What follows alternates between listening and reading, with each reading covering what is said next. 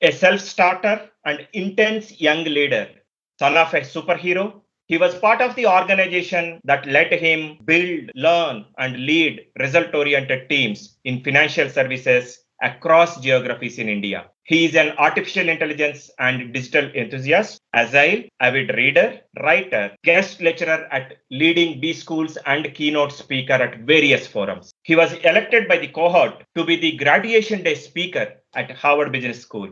Challenging tasks, climbing new peaks, being close to nature excite him and has been his passion both on and off work. His passion also includes gym, yoga, swimming, coaching, mentoring people and startups to reach higher levels of excellence. He is known for putting mission and team ahead of anything. In today's episode, let us learn more about Senthil Kumar Rajendran's career journey and also get his insights on startups. Hello. Hi there. Welcome to the Guiding Voice podcast series, The Guiding Voice for a Better Future.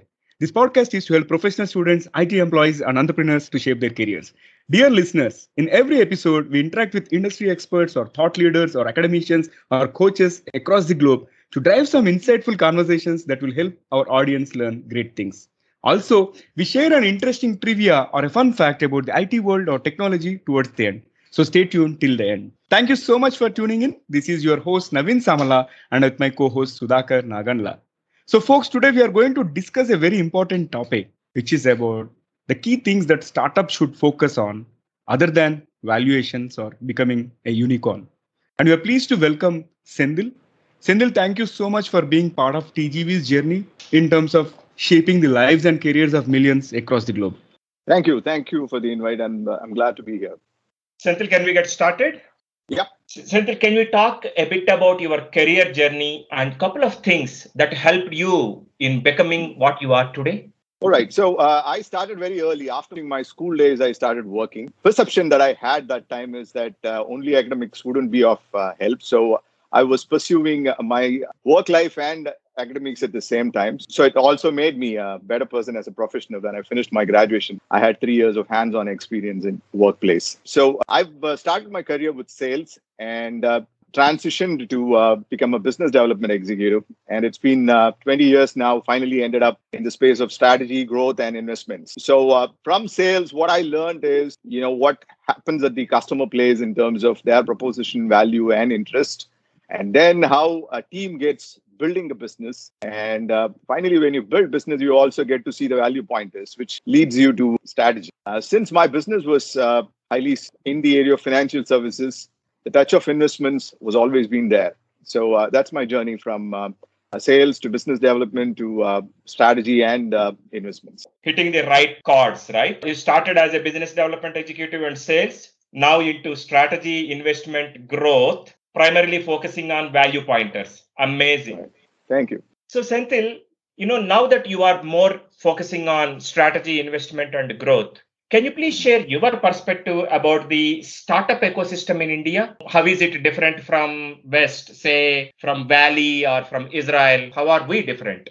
Okay, so India is always different. In whatever we do, we have our own way of doing things. So we are an emerging market. What does it mean, emerging market, or how is it different from developed nations? Is emerging markets, you have a lot of structure, a lot of facilities or infrastructure which is absent. And now that gives you a lot of scope as opportunities to fill them and make a lot of returns there. But at the same time, it's not going to be a smooth ride in the emerging markets. It will have its own shocks because of these structures not being present in. Government is doing its part. But then there is a journey which will take its own sweet time for becoming what we have to be becoming. Silicon Valley is a different place to be completely because success breeds success, right? So they have cluster which is highly concentrated with innovation, which is boosting innovation, and a lot of money going for research on innovation. And once you validate the idea or test it, there's enough amount of growth capital waiting there for you to scale up. Most of the startups are the a product of the startups itself. And that cluster helps in not just getting the ideas together, but also give it shape by way of getting talent pool and the capital as well. Mind you, this capital is not just only US capital. This is the capital across the world, which is chasing products and solutions and technology and innovation in Silicon Valley.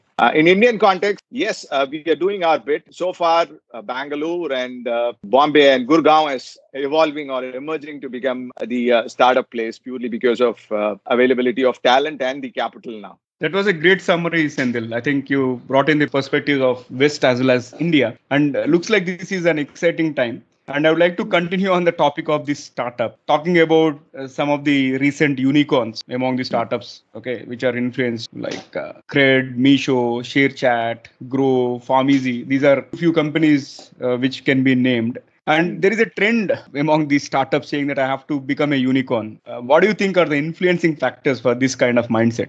So the mindset is one way good.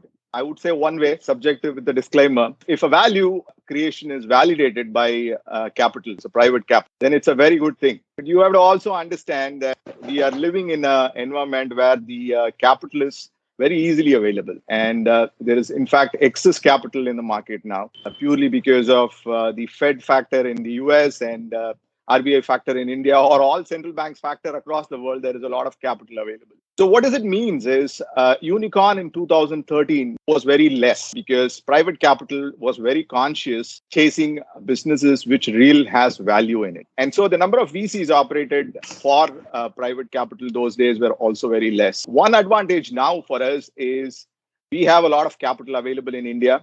And one of the examples is Zomato getting listed also now with a good valuation. So the absence of capital to chase good businesses is not just a place now. We have capital. So what is important is our business models getting built with the idea of value creation and then valuation happening as a byproduct, or startups are looking at value creation itself as a goal. Now, the value creation agenda has to be the root, and the journey can have valuation also. But then when we start focusing on valuation creation because the environment provides you excess fuel to create that, then it generally doesn't end up very well because at any point of time, investors need to get return. It can come from another investor as long as the capital is available easy. But at some point of time, customer has to pay, and that can only come as a return to an investor. So cut short, the long story short, now the environment is more about business houses convincing the investors to get capital than the customer. But it cannot be like this for a longer period of time. At some point of time, the product or the value proposition which the startups are wanting to build has to create value for themselves, which has to come from the customer. Yeah, you brought in an interesting perspective. It is more about getting the investment from the investors. But if we consider our economy, we are in a kind of freebie economy where the customers are always looking for something free. The way Uber, Zomato, everything has started, right? It all started with a referral bonus kind of thing and all. And definitely it might take more time in terms of getting into a revenue generation model and all. So this is what is the trend. And talking about your role as an investor, you have been evaluating a lot of startups and all. So what are certain common mistakes that you have observed in this whole process, both from the entrepreneur's perspective in terms of generating the value to the customers and also in pitching it to the investors? And maybe you can share your insights around this topic. So I'll take the lead from your example, which you used, Uber. Uber has not been running for profits for quite some time. And if you notice, if you watch their share prices, it's 6 months down now. They're not generating profits enough. But is there a value which is created by Uber? Definitely yes, because using a phone to get the convenience, get a cab at the convenience is something, a value which is clearly created. And value creation also happened in scale. But the question or the challenge is when you are creating value, are you able to capture the value by monetizing it as important factor? The challenge for Uber is in that front. You can have a lot of people or a lot of taxis in the contract form, but then there is multi-homing which happens, which means the same driver is driving for many other places. And sometimes they take the lead from the application, but they don't use the application and the application doesn't get the credit, but they get that 20% also along with. Over to that is there is a regulation part in some of the places, even in India, if you go to Goa, you don't have Uber and Ola services there because government clearly wants to regulate it. And the cost of a mobile application to float that, it becomes really easy. So what is important, what I'm trying to say is it's good to build scale, but at some point of time, the marking has to move towards profitability, because you have both the types of models in startups. You start with profitability and you grow organically. You can completely bootstrap if you have a clear value proposition and pricing. In India's case, I would say Zerodha is a company like that. They've grown on with themselves without expecting any private capital in it.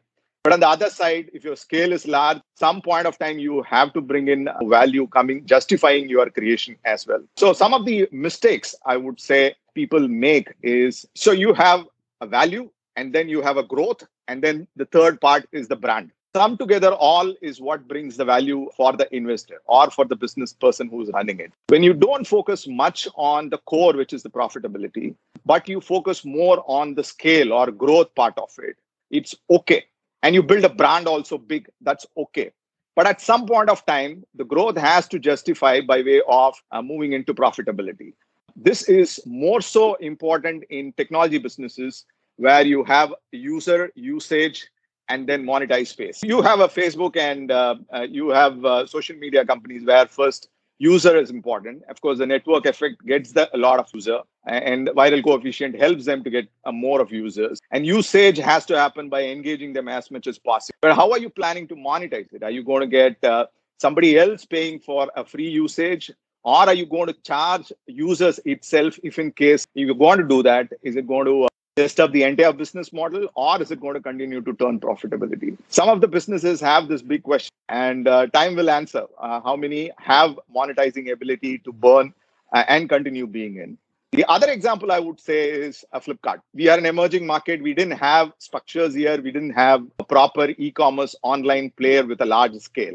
You had one side, Amazon, which was organically building the business with value clearly in focus. And you had another side, Flipkart, which was incentivizing users to come on board by giving them vouchers at the cost of the investors' money. But then it paid, even though Flipkart was at loss, it paid because you had a bigger player, Walmart, acquiring them. So they captured the value by creating the base.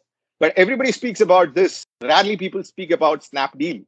So what happens? The winner takes it all. So you need a VC to make sure that no one else comes inside the place where you are playing, and you make sure that you acquire anybody who gives that symptom at all. Now, this is a very risky game because your returns are still not coming from users, and you are in the assumption that somebody else are going to come because you are building it. There is a saying, right? When you build, they will come.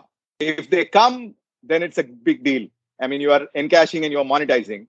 But if in case that doesn't, or if your customer acquisition cost and the lifetime value is completely in different proportion, then it's very, very hard to justify a growth. Amazing, Senthil. You really touched the 4 pillars of the startup, or for that matter, any company, I would say. One is the value aspect of it. Second one is brand. Third one is scale or growth. How about the fourth one? The fourth one is the profitability that you touched upon. So how can startups focus on generating profitable revenue as soon as possible? In fact, bigger question will be, do you think it is really that important to focus on profitability as early as possible? Because in the couple of scenarios that you picked, be it on the Ola or from the Flipkart standpoint, you said it was very critical, but it purely depends on the timing and the maturity and the way or the focus group for that specific service or solution, right? Right. So profitability is required or not. I mean, it depends on businesses and the market structures they are operating at. If you are in a business where it is highly crowded space and you know that, getting private capital is going to be difficult till the time you squeeze and then show profits for some time. I would take Zerodha as an example, though they don't want private capital. They've outgrown it now. So broking is a complete crowded space in India. And for you to sustain, and even though your business model is completely new, which is completely mobile only a platform, they were able to pin clearly the value proposition, which the market, rest of the players are still struggling to find out.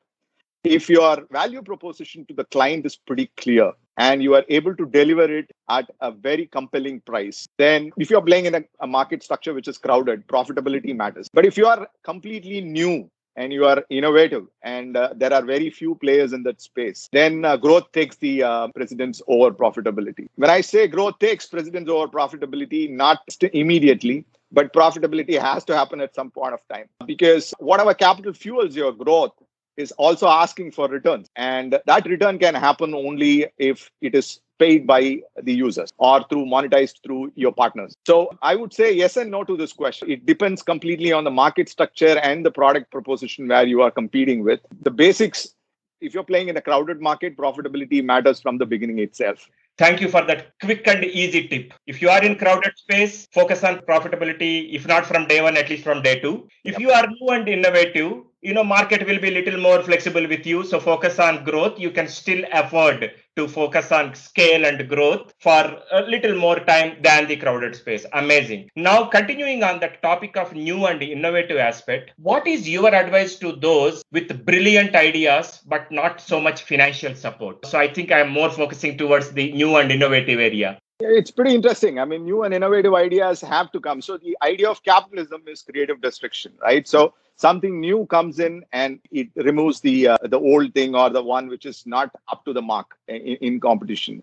You had private banks coming up and eating the share of public sector banks. Now you have technology players eating the share of both private banks and the public sector banks. So creative destruction is the way capitalism is structured, and innovation drives creative destruction to a greater extent. So your question of, I have ideas, but then I don't have capital. Now, one extreme way of answering that question is everybody has got ideas. So why should you get the capital? So customers don't pay you for your ideas. Customers pay for only the products. So your ideas have to be converted into products, and for which you have to test the idea, validate it, and then make it a product. A plus B whole square, everybody knows what the answer is. But the guy who derived the formula actually worked on it to get that formula to all of us. So it's in the idea getting converted to product, the customer pays. And when the product is validated by the customer and when the demand happens, you get a validation from the investor. So if people are there who are really wanting to think differently with innovative ideas, it shouldn't stop with ideas alone, but take shape in terms of prototyping and execution. And then if it is tested and validated, capital, I think India is the least worry now to place to be. In fact, we are fueled with enough capital to back very good ideas. That was very profound statement. Like customer pays for the product, but not the ideas. So start converting your ideas into products. So very well said. And thank you so much for sharing those insights, Senthil. So this conversation has been wonderful so far, but we would like to add some spice to the episode. We'd like to ask you a few rapid fire questions in case if you are ready. Yep, shoot. All right. So here comes the first bullet out of the rapid fire, Senthil. What is the most adventurous thing that you have done so far? Okay, so the most adventurous thing is I do trekking a lot. So one of the trek, I went to a peak called Pin Parvati, and there was a L journey there. The L journey is supposed to be very dangerous in the peaks because you suddenly turn at the corner of a mountain. Oh. And I was following my guide, and he was a lean and young chap. So he just turned and went off, and I also followed and went. And then there were 6 people who were behind us who were also wanting to, you supposed to cross that L. And they were pretty scared. And the guide asked all of them to wear a rope around their waist and then cross. So what happened is all 6 of them slipped. But then because they had the rope in their waist, they were saved. Now, what that did to me is that, what if it could have happened to me? I was not wearing a rope around my waist, and I would have not been here now in this podcast now. I crossed the mark very easily, but then that day, entire night, I had a disturbance because I took that risk without realizing what risk I was doing. So that I would say that is the most adventurous thing that happened in Pin Parvati. Yeah. Most scariest, actually. It is of course, adventurous and difficult to imagine. As well. Yeah, I get it. Yeah. Moving on to the next one, Senthil. What is your favorite failure? I started with failure, I would say. I lost a year in my school, and I would put failure as a different definition. That's actually the place where you are fueling your spirit for a bigger bounce. And there you are led to see your actual spirit and soul coming to your face to face. And so the excitement that builds during that phase of time generally doesn't happen when you are in your extreme success, journey as well. Yeah, school is 1 year where I lost. In fact, one of the reasons I started working after school is to compensate for that 1 year loss which I had. Yeah, I get it. Completely makes sense. Okay. Yeah, moving on to the next one. What is the one hidden talent that no one knows about you, Senthil?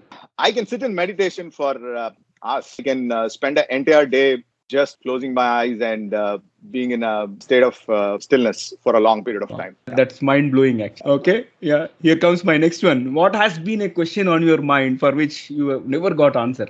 I would say I'm trying to get an answer, but there are things. So the world is the way it is, and then you try to see it from your side. Sometimes what happens, you don't see the world the way it is because you see it from your perspective. So it makes a lot of sense. People, especially if they are in investments, will understand what I'm trying to say. Because when you're looking at a deal or when you're looking at a stock or when you're looking at a person or the business plan, majority of the time you are biased with what and all happens in your head, and then you look at the plan. This happens to most of them or for everybody. The smartness comes in knowing what percentage of it is happening the way it is, or what percentage of it is influenced by the way that you are looking at it. So that's a question which I've yet to find answer, but I'm trying to go through that to see how it is. Hope you'll find it very soon. And last one for the rapid fire, Sendil. What is one message that you would give to your own younger version? Younger version, I would say, are fueled with a lot of courage and a lot of never say attitude and no failures. And so that is a very beautiful part of life. And it's equally important in what direction you run, just not it's about running very fast. Learning continuously and fueling your energy, time, and money for also in the right direction has exponential benefits over a longer period of time. And I would also say it's just not investments and efforts, but even relationship and health works on compounding basis. So it's never one and then after that, not at all, and then again, but it has to be done with a equal discipline and consistency to see phenomenal returns over a span of a period of time.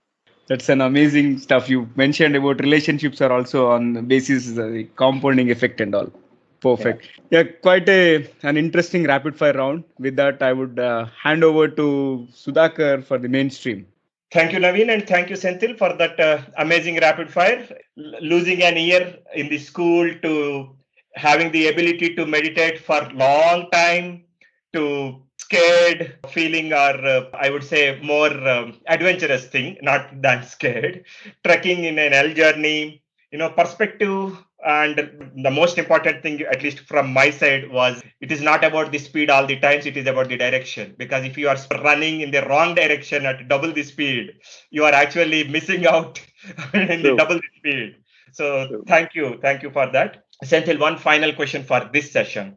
What will be one piece of advice to those aspiring to make big in their careers just like you? So define what is big. And it's better that you define what is big than letting the social compulsions or anything else to define it. Because it is not just worthy for satisfying the rest of them than the most important person in the world, which is yourself. So define what is big, and the personal standard or the personal parameters and how you measure yourself goes a long way in fueling energy for yourself to get up every day and go and do what you want. So define what is big for yourself. And go behind that. And you should get it on ways if you are clear in what you're directing on. Senthil, thank you so much for joining us today. It has been a phenomenal discussion, but I really would remember a couple of things for the rest of my life. One, don't get into social conformity. First of all, be clear in your mind what exactly is big or the thing or to be state for you, because that will actually give you the direction.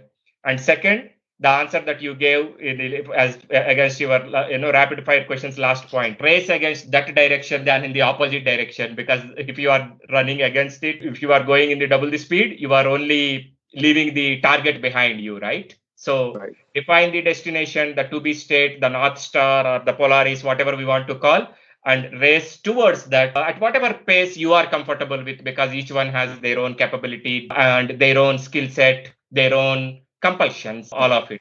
Thank you so much. It was indeed great pleasure to talk to you about the startups, but overall life at large. Thank you so much. Thank you so much. And I thoroughly enjoyed the session with you guys also. And very nice, deep, introspective and rapid fire questions. Thank you so much and pleasure hosting you. Thanks again for being part of TGV's journey in shaping the lives and careers of millions across the globe, Sendil. All the best. Thank you. All right, so it brings us to the trivia segment of today's episode. And folks, today's trivia is about YouTube. And here comes my question. Do you know what was the plan for YouTube initially before it has become the web's video juggernaut? I know you're thinking, but let me tell you the answer. Initially, it was started as a video dating service. In fact, you may check the description when the YouTube's domain name was registered on Feb 14, 2005. It was launched as a video dating platform, supposedly influenced by the Hot or Not application. Interesting, isn't it? Thank you for listening. There is more in store, folks. Stay tuned. Take care. Be safe. Until next time. Bye-bye. And we are signing off for today. See you all in the next episode with another wonderful guest.